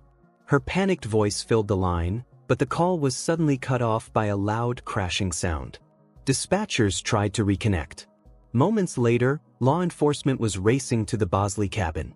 When officers arrived, they found Amy in shock, clutching her children. Her sister soon arrived to take the kids, while Amy was brought in for questioning. Police secured the scene and called in the crime scene unit. At first light, additional officers arrived to search the surrounding forest with K-9 units and even a helicopter, searching for what they believed was a fleeing intruder. Inside the bedroom, they discovered Bob's lifeless body. He was found kneeling by the side of the bed, slumped forward, riddled with gunshot wounds. Yet oddly, only 2 shell casings were found in the room, raising more questions than answers. Instead of bringing clarity, the investigation only deepened the mystery. And as detectives continued combing through the evidence, they began to suspect that the crime scene and perhaps the entire story wasn't what it seemed. Aside from the children's bedrooms, the entire house was in disarray. Kitchen cabinets stood wide open, including the ones beneath the sink, a strange place for a thief to search. A rear door had a broken window suggesting a possible point of entry, but curiously, most of the shattered glass was found outside, not inside, an inconsistency that raised eyebrows from the start. The signs of disorder continued throughout the house. In the bathroom, the mirrored cabinet was open and prescription bottles were scattered across the floor. It looked more like staged chaos than the aftermath of a fast, focused intruder. And based on the 911 call made by Amy, the alleged assailant had fled quickly. So why the mess? While crime scene investigators worked through the house, detectives began questioning Amy Bosley at the station. She appeared shaken, distraught at times, but often confused, as if struggling to keep her story straight. She described the intruder as a white male with a nasal voice, bad breath, and a distinct odor of urine. According to Amy, he had burst in during the night and attacked both her and Bob. She displayed 2 marks on her chest, claiming they were from the assault. When asked who might have wanted to harm Bob, Amy floated the idea that he wasn't well-liked, suggesting he had a wild reputation and might have made enemies among disgruntled employees. She specifically named Noah Heim, a contractor and longtime friend of Bob, as someone who had recently argued with him. But Noah was quickly ruled out. He had a solid alibi and was deeply affected by Bob's death. Meanwhile, panic rippled through the Alexandria community. Schools were closed for several days as fear of a killer on the loose took hold. Neighbors couldn't reconcile the idea that someone as kind and generous as Bob, known to give the shirt off his back, had been brutally gunned down in his own home. Back at the cabin, detectives searched for answers. Only 2 shell casings were recovered near Bob's body, despite multiple gunshot wounds. That led investigators to expand their search to the basement. There, inside the family's washing machine, they found soaked clothing, and at the bottom, a folded cloth containing 4 additional shell casings. Why would a fleeing killer take the time to hide evidence in a washer inside the victim's home? It didn't make sense. Even stranger, an aluminum baseball bat was found nearby with fresh scratches and white residue. Lab analysis would be needed to determine its significance. For now, Amy was released and allowed to reunite with her children. But the puzzle pieces were falling into place. The crime scene appeared staged. Valuables, including stacks of cash, were left untouched. Amy's emotional display seemed hollow, no tears, no real grief. Investigators suspected there was more beneath the surface. And then came the breakthrough. Staff from the IRS visited the station after hearing about Bob's death. They had been trying for months to contact him regarding a massive unpaid tax bill, over $1.7 million. A meeting had been scheduled for the very day Bob was found dead. The IRS agents also revealed something bizarre. During a previous call, they had spoken to someone who claimed to be Bob, but the voice was strange, high-pitched, and clearly unnatural. To them, it sounded like a woman pretending to be a man. That voice had been Amy's. Now, the motive was clear. Amy, entrusted with the company's finances, had siphoned off hundreds of thousands of dollars, diverting tax payments into her own private account. Bob, who had no idea what was happening, was about to discover the truth just as the IRS prepared to confront him face to face. Adding to the tension were Bob's alleged affairs. His sister later told investigators she once overheard Amy say that if Bob ever cheated or left her, she would shoot him. At the time, it sounded like a joke. Now, it sounded like a promise. Despite mounting evidence, Amy Bosley continued to deny any involvement in her husband's murder. During her second interrogation, she insisted she loved Bob even if their marriage wasn't perfect. She admitted they had their problems, what couple didn't, but claimed there was no reason she would ever harm the father of her children. But investigators saw a different picture. Ballistics testing confirmed that all 6 bullets that struck Bob matched the 6 casings collected, 2 in the bedroom and 4 hidden in the washing machine. Then came a pivotal moment in the investigation. Interviews with Morgan and Trevor Bosley, ages 9 and 6. Questioned separately, both children gave identical accounts. They had gone to sleep peacefully, only to be startled awake by 6 gunshots. Then they heard glass shattering. Amy's version of events had the order reversed, first the glass breaking, then the shots. Her story was unraveling. Even the scratches on her chest, presented as injuries from a struggle with the intruder, were suspicious. The marks were too symmetrical, more like staged wounds than defensive injuries. Further examination of her blouse revealed that it hadn't been torn during the alleged attack. It had been carefully cut with scissors, then ripped to appear damaged. Less than 2 weeks after Bob's murder, authorities arrested Amy Bosley and formally charged her with his homicide. One crucial piece was still missing, the murder weapon. That, too, eventually surfaced, though how it was discovered remains disputed. According to one account, a pistol from Bob's own gun collection was found hidden in Amy's handbag, tucked behind a wardrobe. A second version claims the weapon was discovered later by Amy's sister, who had taken custody of her children and belongings that night. While sorting through Amy's purse, she allegedly found the gun and immediately contacted a lawyer who turned it over to police. Regardless of how it was recovered, ballistic testing confirmed the gun matched the 6 casings found at the crime scene and in the laundry. The bullets inside Bob's body were too damaged to confirm a direct match, but the circumstantial case was overwhelming. As the trial began, prosecutors painted a clear and damning narrative. For years, Amy had secretly bled Bob's company dry, diverting tax payments and pocketing the money. She kept the IRS at bay through mail redirection and deception, but her luck had run out. On the morning of May 17, 2005, Bob was scheduled to meet with IRS agents who were demanding answers. Amy knew what that meeting meant: exposure, divorce, prison. And so, the once respected wife, mother, and community volunteer devised a desperate plan. The night before the IRS meeting, with her children sleeping nearby and her husband unaware, Amy quietly retrieved one of Bob's firearms. Some reports even suggest she sedated the children beforehand. Standing at his bedside while he slept, she fired. Bob, wounded, but not immediately killed, awoke and tried to stop her. According to investigators, the trajectory of his injuries indicated that he lunged toward the attacker, only to realize too late that the gun was in Amy's hands. Stunned, bleeding, and betrayed, Bob couldn't overpower her. She fired again. By the time it was over, the man who had built a fortune from scratch, who had trusted Amy with everything, lay dead in the home they were building for their future.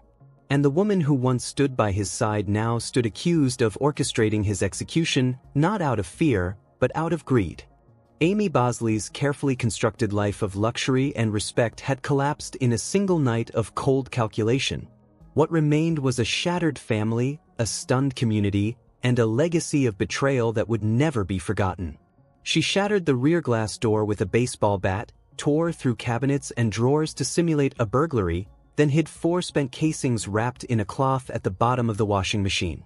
To make her wounds appear credible, Amy lightly cut her chest with what was likely scissors, then slashed her blouse to simulate a struggle. She ended her performance with a desperate 911 call, her voice frantic, the scene staged. Forensic evidence told a different story. Lab analysis confirmed that glass fragments on the aluminum bat matched the broken rear door. The bat, identified by her children as belonging to the family, had not been wielded by an intruder, but used as a prop by Amy herself. Police found no footprints, no vehicle tracks, no sign of anyone matching the description Amy gave. No outsider had come or gone that night. Meanwhile, investigators uncovered the truth about the Bosleys' marriage. Amy was convinced Bob had been unfaithful. Photos retrieved from the couple's safe, taken during wild parties on Lake Cumberland, revealed a second life and confirmed at least one extramarital affair. But while betrayal may have burned, the motive went far deeper. Amy's secret was unraveling. She had embezzled nearly $2 million from her husband's company by failing to pay taxes and diverting the money elsewhere. The IRS had scheduled a meeting with Bob for the morning after his murder, one that would have exposed everything. Killing him, Amy believed, would bury the secret.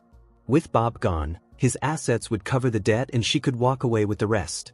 But the children's testimony, hearing the gunshots before the glass shattered, destroyed her timeline. And though the defense claimed the bullet casings could have been dropped from Bob's own pockets after visiting the shooting range, the evidence piled up. Still, Amy's attorney argued there were no witnesses, no DNA, and no definitive link between the casings and the bullets in Bob's body. With enough ambiguity, they might sway the jury. Fearing Amy might walk free and unwilling to force the Bosley children to testify against their mother, prosecutors offered a plea deal. Amy would avoid a trial, spare her children the trauma, and receive a reduced sentence. In exchange, she admitted guilt without ever revealing what she had done with the stolen millions. On November 2, 2006, Amy Bosley entered a Campbell County courtroom in a green and white prison jumpsuit. Her demeanor was unreadable. Before sentencing, Bob's family addressed her directly. His brother James called her a liar and a fraud, warning that while she might one day enjoy freedom, she would never escape the memories. He reminded her that every night she would see Bob's face and the tears of the children she orphaned. Deborah, Bob's sister, stared at Amy as she asked the one question that haunted them all. Did he beg you to stop? No one would ever know. Then came Bob's mother, Audrey, heartbroken and trembling, reading a letter filled with grief over a final goodbye that never came. Amy sat silent, eyes on the floor, wiping away tears. The judge, bound by the plea agreement, condemned the damage Amy had done, not only to her husband, but to her children, her community, and her own future. He sentenced her to 20 years in prison. Under Kentucky law, she became eligible for parole after serving 85% of her sentence. That meant 17 years behind bars.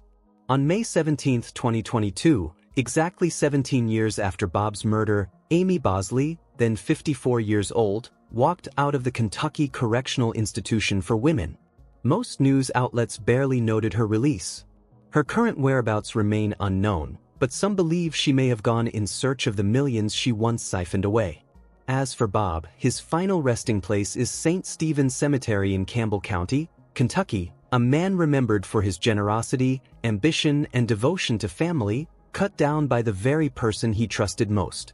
In hindsight, Amy's actions seemed both tragic and senseless. She wasn't destitute. Her husband wasn't cruel. The IRS might have worked out a settlement. And if her motive was revenge, a divorce might have left her richer and free. But instead, she chose murder. And as the old American proverb goes, one made famous by Benjamin Franklin, nothing is certain except death and taxes. In Amy Bosley's case, both came knocking. If you're intrigued by mysteries from around the world, do subscribe to my channel and tell me in the comments from where the world are you watching my video. Also subscribe to my channel. Your support means a lot to me.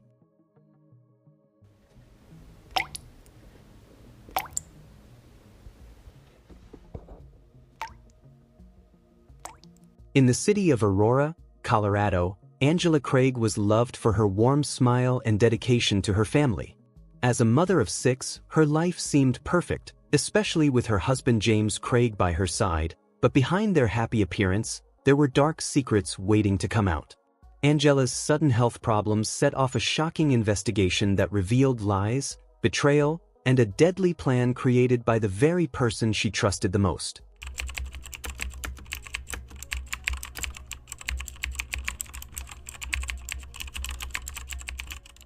Angela was born on April 15, 1975, in the bustling town of Dodge City, Kansas. She grew up as a beloved member of a large family with 10 children. Known for her wit, intelligence, and her ability to engage in captivating conversations, Angela was always the heart of any gathering. Her love for animals, despite her allergies, was evident throughout her life, and she also had a deep passion for reading and woodworking. As a student of interior design, Angela found beauty in creating and arranging living spaces. However, her most important priority was always her family. She maintained strong relationships with her siblings and was quick to offer a helping hand to friends and even strangers. Angela's passion for genealogy led her to become a family history consultant where she helped people reconnect with distant relatives. She was also highly active in her church, serving as a choir director-teacher and youth group leader. On December 18, 1999, Angela married James Craig, a man with dreams of becoming a doctor. In 2006, those dreams became a reality when James earned his doctorate in dental surgery from the University of Missouri, Kansas City. While at the university, James played a key role in establishing the International Dental Program, assisting foreign-born dentists in obtaining their licenses in the United States. By October 2006, James began practicing in Aurora, Colorado, and over the span of 23 years, Angela and James welcomed 6 children into their family. Despite the physical distance, Angela remained close with her siblings, especially her sister, Toni, who lived in Utah. The two spoke on the phone daily and made time for many memorable trips together. With James' dental practice and Angela's deep involvement in the local community, the Craig family seemed happy and content.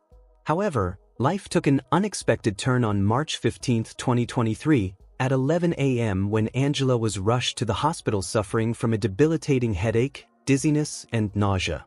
James was by her side, providing support during the frightening ordeal. Despite the medical team's efforts, Angela's condition worsened by 2 p.m. when she suffered a severe seizure.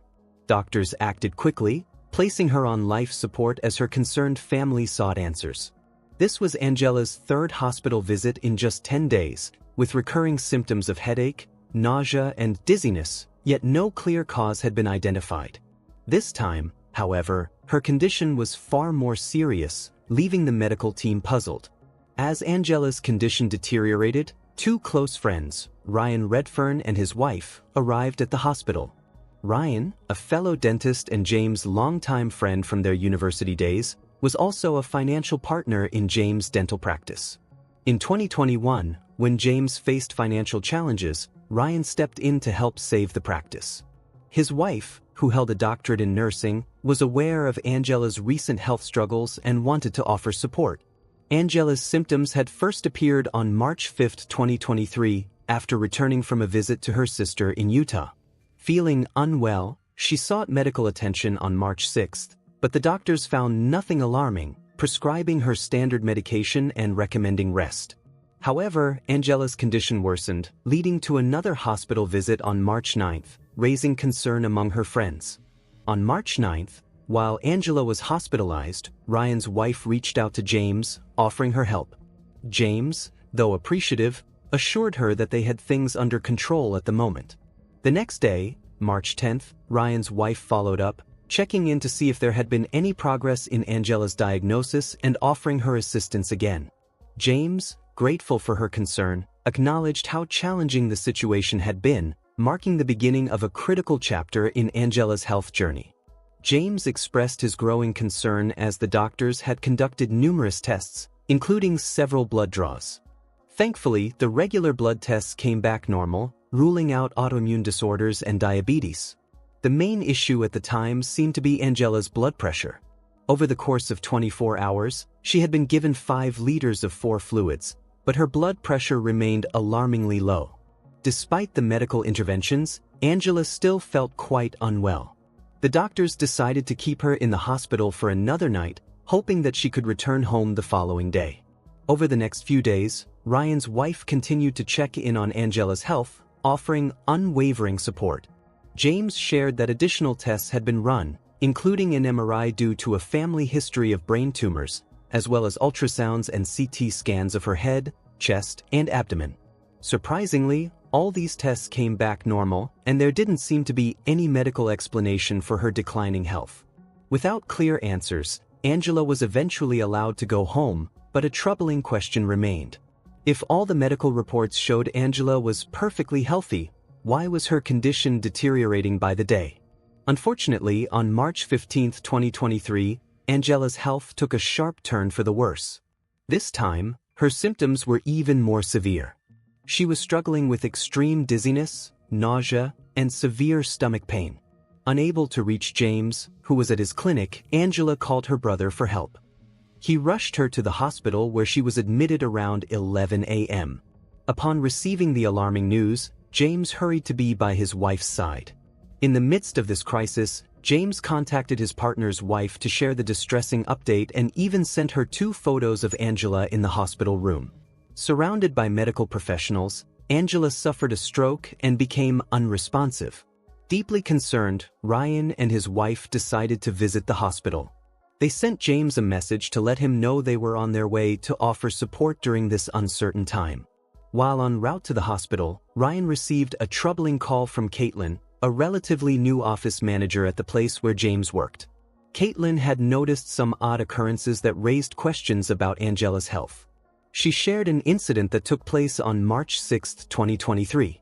Caitlin had been working late at the dental office when James unexpectedly showed up, despite not having any patients scheduled. What struck Caitlin as odd was that instead of heading to his own office, James went down the hall to use a computer in one of the exam rooms. This was unusual because James typically used his own computer in his office, and this deviation from his normal routine seemed strange. About 30 minutes after Caitlin left the office, she received a text message from James.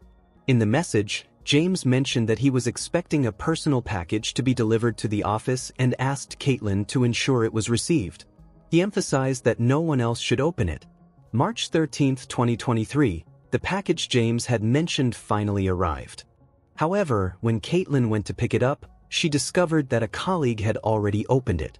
Remembering James's request for confidentiality, Caitlin resealed the package and handed it directly to James. While repackaging it, something unusual caught her eye. A hazardous material label. The label was affixed to a cylindrical container marked with the words potassium cyanide. Caitlin assumed the chemical might have some medical or dental use she wasn't familiar with, so she resealed the box and quickly gave it to James. Later that day, she noticed James leaving the office, clutching the cylindrical container wrapped in brown paper. Her suspicions deepened. Why was James taking potassium cyanide home? Curious, Caitlin turned to Google to investigate the uses of potassium cyanide. That's when she stumbled upon a shocking discovery. The symptoms of potassium cyanide poisoning closely resembled those Angela had been experiencing. As Angela's condition worsened, with symptoms like nausea, vomiting, and low blood pressure, Ryan arrived at the hospital, still in shock from what Caitlin had told him. He met up with his wife, and together they went to see Angela, who was now on life support. Without wasting any time, Ryan approached one of the nurses on duty, sharing his suspicion that Angela might have been poisoned by James with potassium cyanide. Though taken aback by the unexpected information, the nurse took the claim seriously and agreed to conduct a new round of tests on Angela. Aware of the gravity of the situation, the nurse also dialed 911 to alert the authorities. Meanwhile, James stepped outside to take a phone call, giving Ryan and his wife an opportunity to leave the hospital. However, their departure was interrupted by a frantic call from James, demanding to know why they had left and informing them that the hospital staff suspected he had poisoned his wife. Ryan didn't hold back. He was upfront with James, confronting him about the mysterious package delivered to the dental office and the unsettling contents. He directly asked James why he had ordered potassium cyanide.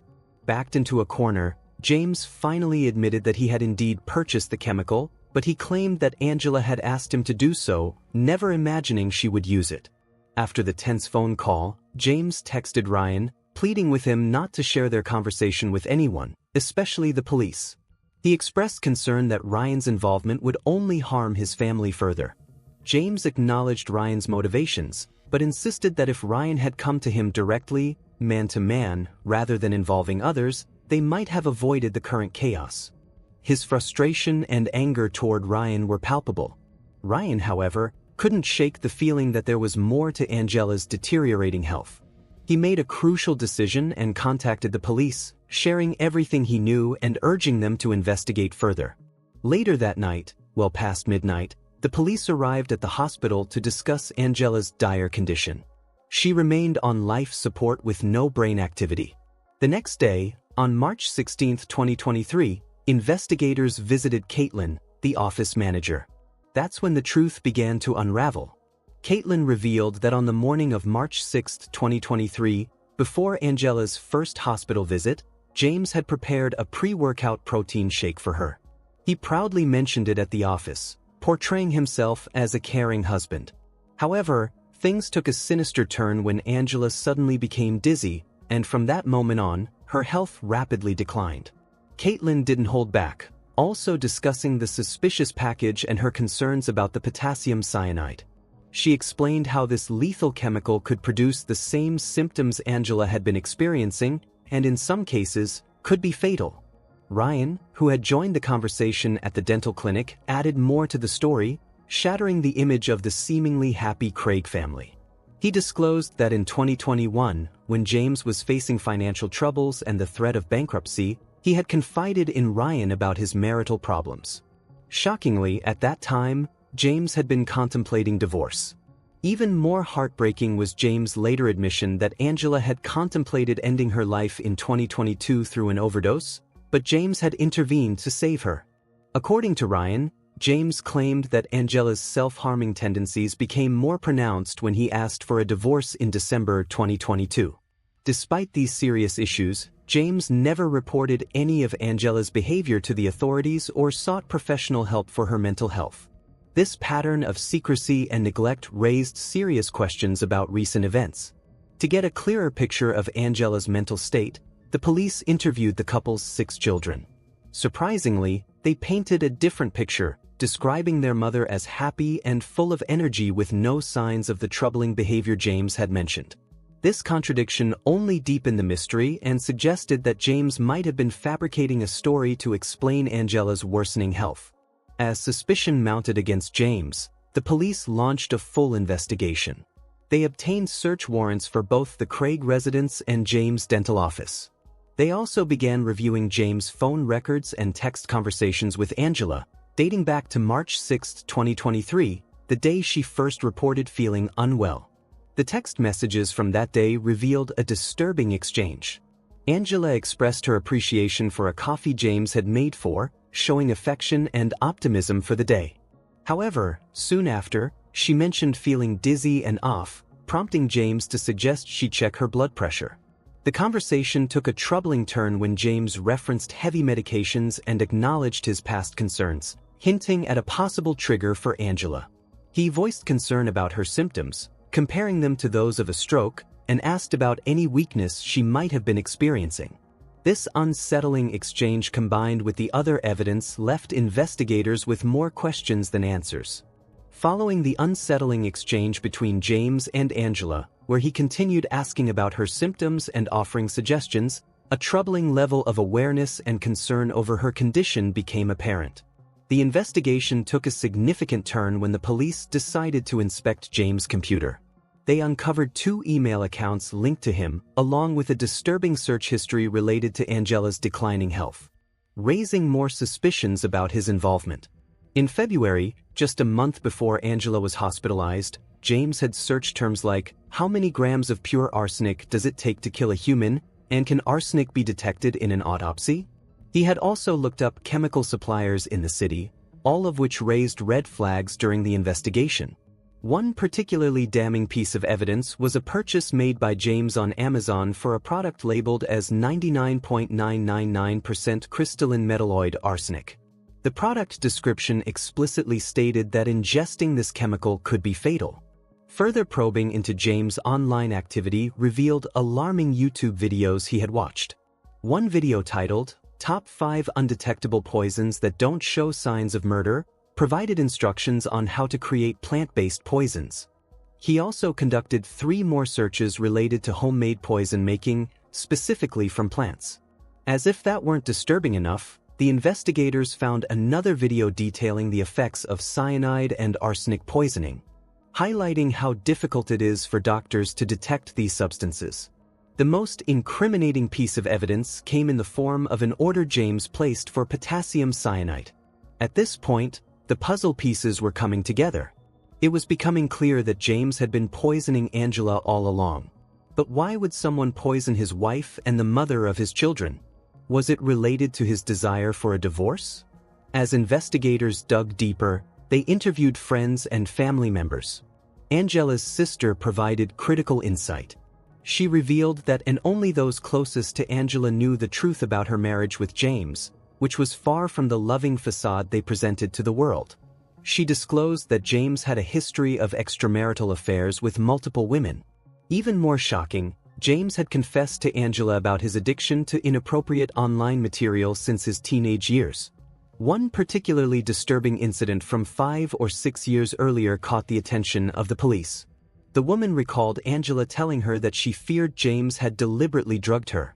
Angela suspected that James had drugged her in order to prevent her from intervening in his activities, shedding light on some of the strange text messages between the couple.